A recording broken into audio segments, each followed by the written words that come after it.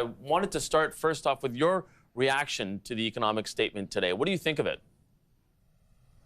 Well, for a prime minister who said he was going to have the back of Canadians in tough times, it looks like he's turned his back on Canadians wondering about what they're going to do to afford their home heating with the cost of energy rising, while record profits are being made by oil and gas companies. And at the time when we're seeing corporate grocery stores making massive profits, a recent report says that Loblaws was making $1 million a day in excess profits. People are still having a hard time with their groceries. And there's really no supports in place that are going to help people get through this tough time. Changes to EI to make sure people are prepared for a potential recession and that there's support there for them if they lose their jobs. And something to really respond to the serious crisis in our healthcare system. None of that's been in this economic update. So you say that the government has turned its back on Canadians. Does that mean the NDP is going to turn its back on the Liberals now? Well, we're not going to give up fighting for people. When we first brought in the idea of doubling okay, but do you support this economic update? The Liberals said no. Sorry, Mr. Singh, but in the end, your support for this economic update really depends on whether or not we have an election. So I'm going to ask you point blank, do you support this economic update and continuing with this Liberal government? Well, let me make it really clear. We are not going to give up fighting for Canadians, just the same way we didn't give up on doubling the GST rebate, and people are going to receive that tomorrow. The same way we're not going to give up just because we didn't see what we wanted in this fall economic statement. We're going to keep on fighting, and we're going to win, just the same way we won. And tomorrow, starting tomorrow, Canadians are going to receive double their GST rebate. 12 million Canadians are going to get some help because we didn't give up fighting for them. So the same way, we're going to keep on fighting. No, we don't think that this government's done the right thing in this fall economic statement, but we're going to keep on fighting. We're not going to give up on Canadians. We're not going to give up on the fight. I'm not saying you're going to give up on the fight, but it sounds like you're taking the win that you got yesterday and that will go into people's bank accounts tomorrow, and you're going to walk away from it. Well, we're going to make sure we get Canadians help anytime we can. And though the government has said no to us in the beginning, we kept on fighting, and we even got the Conservatives who came out very opposed to it to come on side. And so we're going to fight to do the same thing when it comes to getting people some relief over this winter. The fall economic statement doesn't do it. Justin Trudeau hasn't responded to the problems of greedflation, which is corporate greed driving up the cost of living. He hasn't put in place a windfall tax like the European Union, like the United Kingdom, and like Spain have done. These are real measures that would help tackle the rising cost of living and help people with some real measures that will make life easier over this coming winter. So they haven't done those things. That's a problem. That's the wrong thing. But we're going to keep on fighting for Canadians and making sure we get people the help they need. Okay, so to that end, you said that corporate windfall tax is not in here, and you also were just telling me how, in essence, your tenacity with the Prime Minister has helped force his hand on some things. Do you have any confidence that you can continue pushing on this corporate windfall thing and to make sure that that becomes something that the Liberal government will adopt at one point? Well, I don't have confidence necessarily in the Liberal government doing it because they have been really reluctant to point out that corporate greed is driving up the cost of living. But we're confident in people supporting our movement, the pressure that we're applying, and the fact that we've got other countries to point to.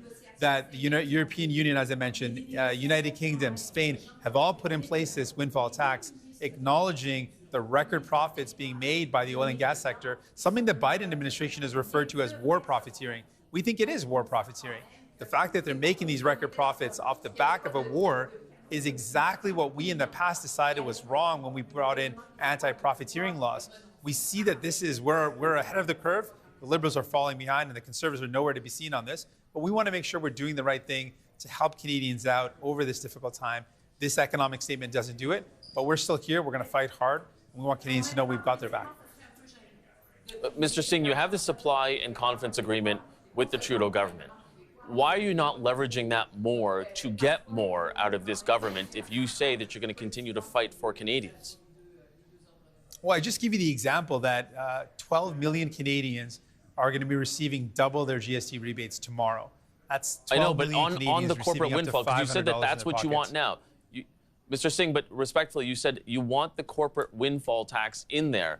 So if that is something that you think is so key, why not leverage what you have with this Liberal government to make sure that they adopt that? Well, with the GST rebate, we started in the spring. We brought that idea forward months and months ago. It took many months of fighting hard and we were able to achieve that victory. Tomorrow, people are going to see it. So we don't think it's going to be easy. We don't think it's going to happen overnight. But the same way we continued fighting, we got that victory. We campaigned on making sure kids got dental care. Kids are going to get dental care. We campaigned on making sure people got support for rental supports. That's happening as well. So we've achieved some serious victories for Canadians, but we know there's a lot more that's needed.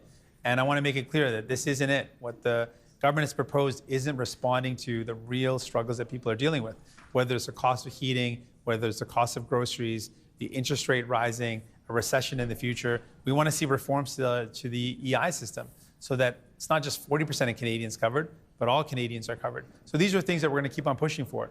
Just because they're not here today, just because we weren't able to get those victories now, doesn't mean we're going to give up fighting for Canadians. We're going to keep on applying the pressure that we have, and we're going to continue to look for those victories for Canadians. Mr. Singh, I also wanted to ask you about a letter you sent to the Prime Minister last month, speaking about a call to change the Bank of Canada's mandate. Now you say the Bank of Canada should operate independently, but why does the federal government need to change that, and how would it impact the current situation?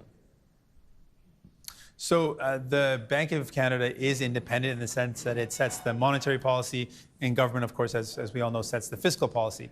But the government does give a mandate for the Bank of Canada to follow. We don't tell them how to execute on that mandate, but we give them a mandate, and that's the right thing to do. In that mandate, it can't just be a narrow inflation-only approach, because if they're only trying to address inflation and they create a recession with some of their policies, that would be a harm to Canadians. It would not be in the interest of our country. So we want to make sure that the mandate includes very clearly a maximum employment element, so that we're worried, so that we don't see decisions taken by the Bank of Canada result in a recession and hundreds of thousands of people lose their jobs. That is a very bad outcome, obviously. So we want to make sure that their mandate also includes in the mandate a consideration for employment, and that they don't trigger a decision that doesn't trigger loss of jobs for Canadians. Before you go, you say that you're going to keep fighting to get more for Canadians from this government. What about pharmacare? With the state of the books that we're seeing right now, it doesn't seem to be really in the distance just yet. But if you're going to be working on the corporate windfall to try and get that, where does that play in with pharmacare? Because it doesn't seem like you've gotten that done yet. In our plan, in our what we force the government to do, the pharmacare legislation will be passed by the end of next year, 2023. So that's the timeline that we have. I want to remind folks that that legislation is something that we tabled 2 years ago, and the Liberals and Conservatives voted against.